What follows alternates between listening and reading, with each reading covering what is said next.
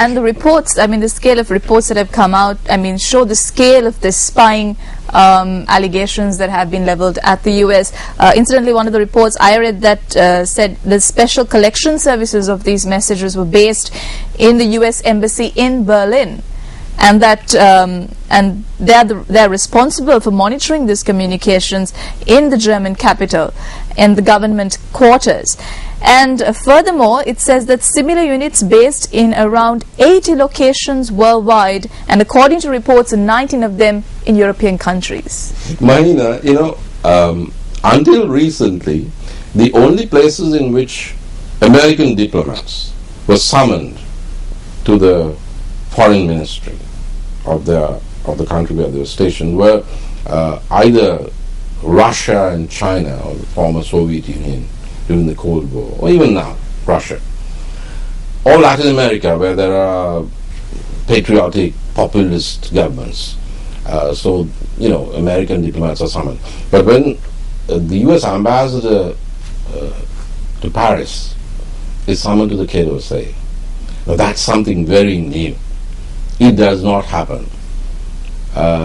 So, relations with the closest allies of the United States, Western Europe, obviously have not been a factor at all. Surely somebody should have thought, look, I mean, you can't monitor the telephone calls of the Chancellor of Germany. And incidentally, reports say that, your embassy, you know, you can't. And the reports say that she has been monitored since 2001. That was even before she became German Chancellor. Well, they should have stopped once she became Chancellor. But this, I must say though, but don't you think this is extremism in the part of the US? Oh, absolutely. It's not just extremism. It shows a huge, uncontrolled, perhaps uncontrollable growth of the intelligence community and of electronic intelligence under the guise of, or maybe because of 9/11, but it's just kept on growing.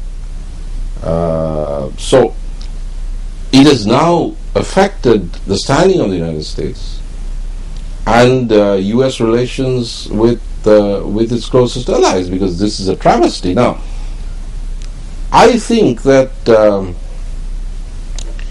3 cheers for Edward Snowden and Julian Assange.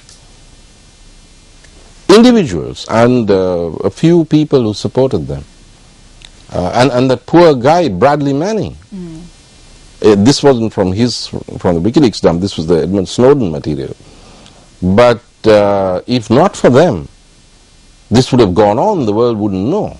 So Bradley Manning, Julian Assange, Edward Snowden have made the world more transparent. Otherwise, all of this was taking place, and Angela Merkel wouldn't have known. So, these are real heroes. They've done more for democracy than all the preaching about democracy that even the United States has done. And the United States has come under fire, I mean, from the spying scandal, and also about the unmanned drone attacks. We saw Pakistani Prime Minister Nawaz Sharif in talks with Barack Obama, and US came under fire saying there were unmanned drone attacks over Pakistan, and that should stop as well. So doesn't this show that the US to a certain extent is sort of losing out on its support bases? I mean, Pakistan is anyway not one of its closest allies, but as you said, Germany, France, these are world powers who are on par with the US. So don't you think the behavior of the US right now, which borders on extremism, one could say, would have an impact on Barack Obama? Well, it's a mixed picture, Mahina. We have to remember also that the US did an about turn on Syria. So it has shown flexibility, President Obama particularly. And it has, more importantly, opened negotiations with Iran, with the new president of Iran, Dr. Rouhani. President Obama phoned him in New York, and they had conversations on the sidelines of the UNGA. Now, those are very positive things, which I don't think anyone but President Obama would have done. So, that's the Obama factor. If it weren't Obama, if it were President Bush, you wouldn't have had those positives. You would have only had the negatives that we've now been talking about. So I think the U.S. it's not in its external relations are not in sort of terminal deadlock, but it's facing a serious crisis of a moral and ethical nature, and the U.S. prides itself on being somehow this ethical and moral force, somehow good or well-intentioned. Well, how well-intentioned can you be when you're monitoring the telephone calls of world leaders who are your friends? So the U.S. will have to look at itself.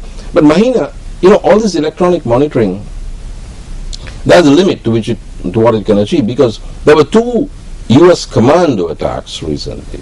One succeeded. The Americans grabbed a guy who was responsible, they say, for the attack, or they suspect, for the attack on the U.S. embassy in Benghazi. And the killing of the U.S. ambassador. They took him out of a car in Iraq. But the famed U.S. SEAL Team 6 had to withdraw under fire when it attacked an Al-Shabaab base in Somalia. They were resisted by these terrorists in a manner that they didn't expect, and they disengaged. Now, not all the NSA surveillance in the world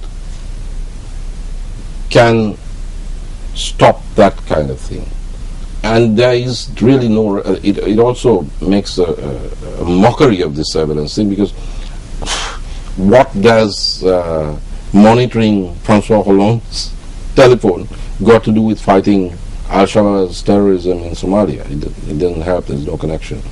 So every state has to learn that, including the Sri Lankan state. The truth does come out sometime. And international politics, it's widespread. Politics is not going to be restricted to one country anymore with the development of technology. Absolutely. With as you said, it's become now a reality show, an international reality show, and not just for Sri Lanka, for any country in the world. And that's also part of democratization and citizen sovereignty. The citizens' right to know and the capacity to know, because there are always people with consciences like Edmund Snowden, like Bradley Manning, who will tell the truth. And thank God for that. Well, thank you very much, Doctor, for joining us on today's episode of Vantage Point.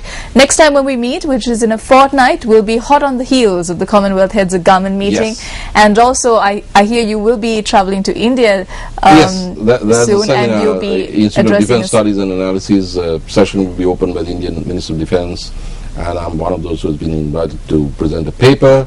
I'm looking forward to that conference. Maybe I can share something. Exactly. We'll be looking forward to hearing the mood in India and some information you will be gathering there as well. So thank you very much, Doctor, once again for joining us on the show. And to everyone back at home, we'll see you again in a fortnight on Vantage Point, where we discuss politics and also all the other things that matter in the international political stage.